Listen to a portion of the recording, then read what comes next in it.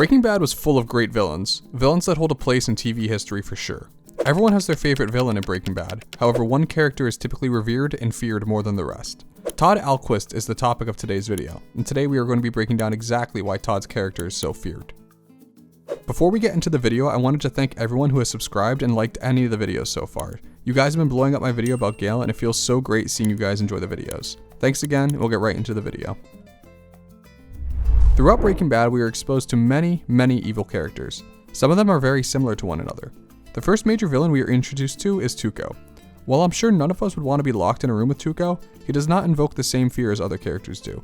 Tuco is a character that is predictable, a character that is so full of rage that he is always ready to explode.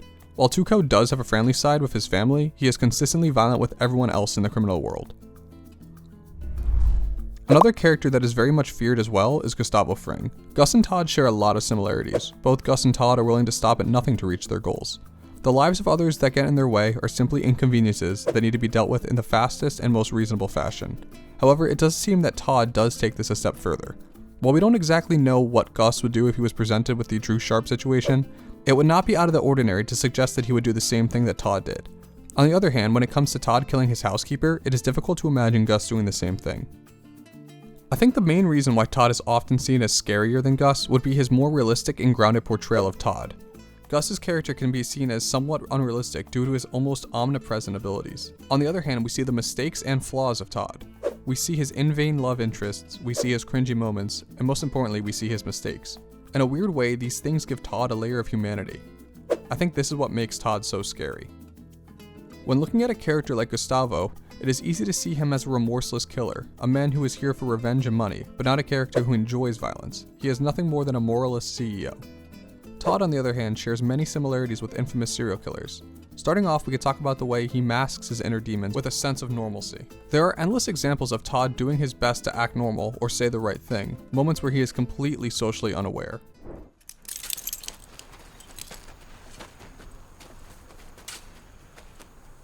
Sorry for your loss. The need to fit in is commonplace for serial killers, such as Ted Bundy or John Wayne Gacy. Both of these killers did their best to blend in with society to continue to get away with their crimes. Another example of Todd attempting to fit in would be his fascination with Lydia. With the knowledge we have of Todd and his personality, we can almost certainly say that he had antisocial personality disorder, a condition that would directly contradict our idea of love. While it is possible that Todd did have some sort of attraction or interest in Lydia, we cannot relate this as to how we feel when we have a crush on someone. Todd's interest in Lydia would have been purely out of self-interest, as people with ASPD are unable to feel empathy, something that is crucial in love. One of the most jarring and rarely spoken about connections with Todd and serial killers would be his memento taking from one of his victims. Of course, the example that I'm referring to would be how Todd kept the spider that Drew Sharp had found after killing him. We first see that he keeps the spider after his fate is decided and Walt and Mike agree to let him live. After leaving from their meeting, Todd inspects the spider he had been hiding up until this point, and we see a slight smile form on his face as he inspects the spider in the jar. This is not the only scene where we see the spider. We are also shown the spider in El Camino, which takes place almost a year after the murder of Drew Sharp. I think that showing us this memento twice is to prove a point. I believe that the creators of the show wanted us to draw a parallel between killers like Ted Bundy, Ed Gein, and Jeffrey Dahmers, all killers who kept tokens of their acts. The most obvious example of his serial killer-like status would be his complete and utter lack of empathy for human life. Todd is not affected by death in the slightest. It does not matter if it was a person close to him or a random person. He is completely indifferent to the taking of life and watching others have their lives taken in front of him. The first example we have of Todd taking a life would be that of Drew Sharp's, a child. Children hold a special place within the story and writing of Breaking Bad, as children are the embodiment of innocence. Innocence that none of the characters within the show have. That being said, we define Todd's character early on in his introduction when he chooses to take Drew's life without a second thought. In many ways, Todd is the anti-Jesse, as Jesse is not only opposed to murder, he is even more opposed to children being harmed in any way, shape, or form. Drew's murder is only the first of the murders that we see Todd take part in, and I believe that the next one we will talk about is the most telling. What I'm referring to is the killing of his maid. While Todd does give himself justification for the murder of his maid, that being that she found his money and informed him of the fact, he chooses an irrational and violent solution to handle it. This also serves as a perfect way to show the differences between Gus and Todd.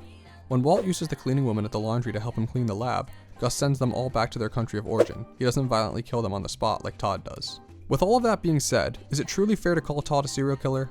While he does fit some criteria, such as at least 3 murders, time space between them, and all of the murders taking place in separate locations, there is one key feature that puts a wrench in the mix.